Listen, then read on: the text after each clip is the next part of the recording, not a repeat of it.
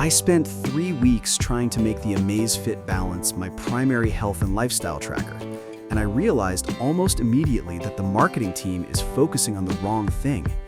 They want you to care about the AI wellness coach, but there is a specific hardware choice regarding the sensor array and display efficiency that makes this watch a massive threat to Garmin, yet a potential deal breaker for Apple fans. I'll explain exactly who is going to find this frustrating after we look at how it actually performs in the wild. Design and build, first contact. The Amazfit Balance feels like a high-end Swiss watch that went to the gym. The chassis is a blend of aluminum alloy and fiber-reinforced polymer, weighing in at a mere 35 grams without the strap. When you compare that to something like the Samsung Galaxy Watch 6 Classic, which can feel like a small anchor on your wrist during a run, the difference in fatigue is noticeable. Materials: 1.5-inch AMOLED, protected by anti-glare glass and a metallic bezel. Ergonomics: the dual-button setup includes a physical rotating crown.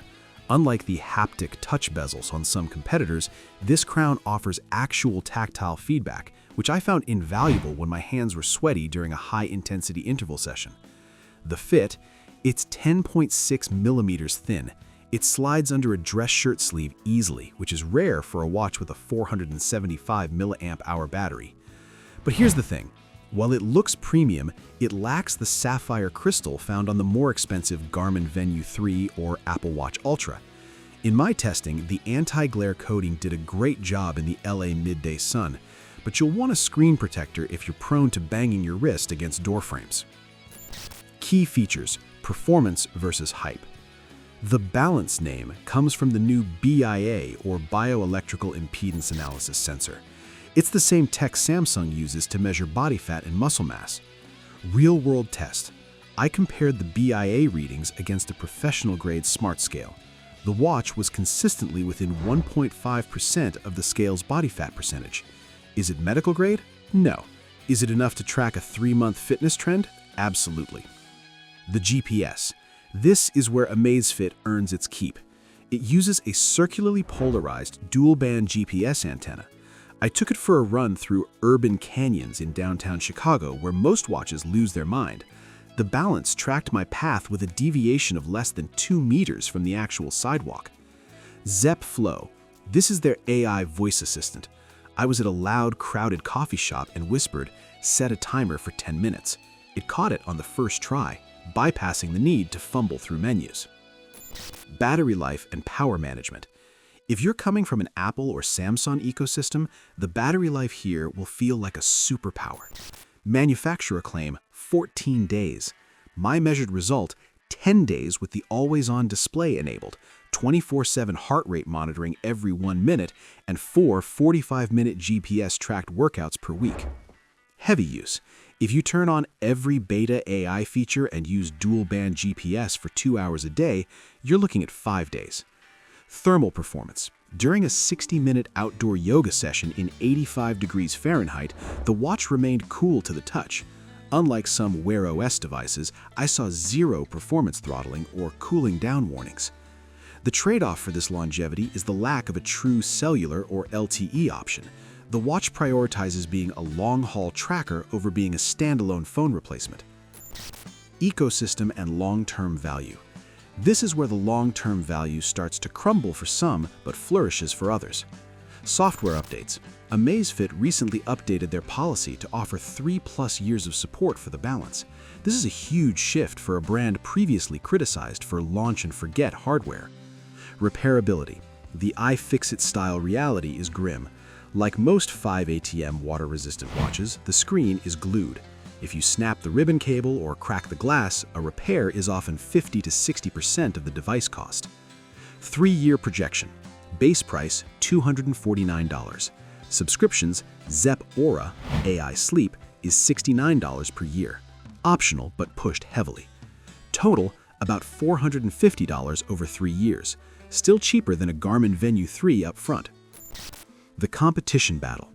When I put the Amazfit Balance against the Garmin Venu 3, the trade-offs are crystal clear.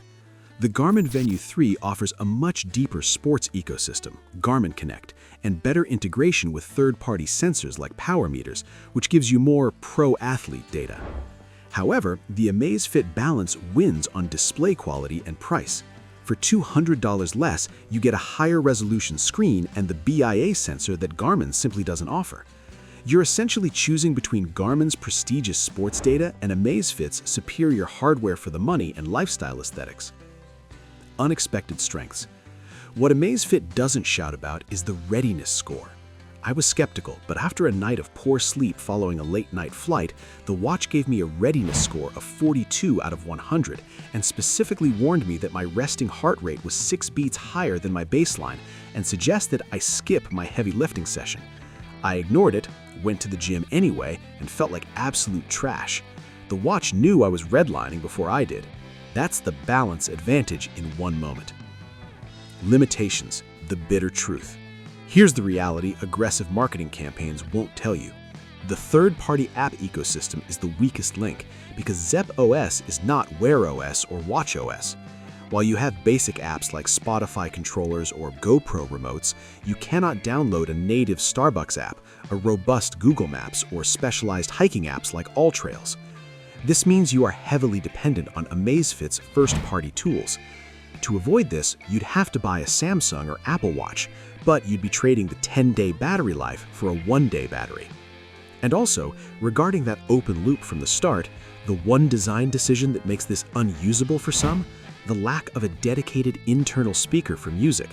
While it has a speaker for calls and AI voice, it won't play your music tracks directly. You must use Bluetooth headphones. For the run without my phone crowd who hates earbuds, this is a non-starter. The final verdict, buy or skip. Buy this if you are a fitness enthusiast who wants 80% of Garmin's features for 50% of the price. You're tired of charging your watch every night but still want a vibrant 60 Hz AMOLED screen. You value aesthetic versatility. It looks just as good with a suit as it does with a sweatband. Skip this if you need LTE connectivity to leave your phone at home entirely. If you are a hardcore athlete who needs to pair ANT plus power meters or specialized cycling sensors. You rely on a specific niche app like a specific blood glucose monitor or smart home controller that only exists on Apple or Google's platforms.